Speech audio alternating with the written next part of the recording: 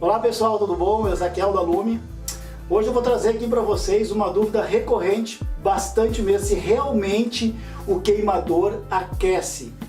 E eu costumo dizer assim, ele aquece até mais que uma lareira convencional a lenha. Por quê? Eu vou explicar bem direitinho. A lareira convencional a lenha, ela tem a chaminé.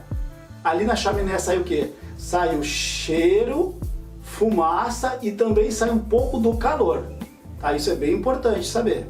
Como o queimador ele não tem chaminé, ele não produz cheiro, não produz fumaça, o próprio calor ele propaga mais dentro do ambiente.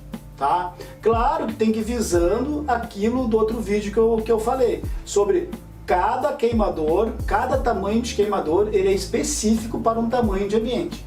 Tá? Visando isso, tranquilo, vai aquecer bem, aquece até mais que uma lareira convencional, bem tranquilo, a gente já fez vários testes, tá? Bem tranquilo mesmo.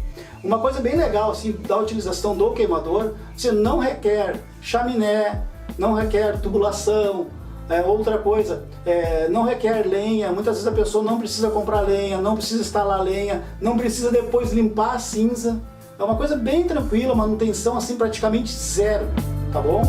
Então aí aguardo vocês nos próximos vídeos, tchau!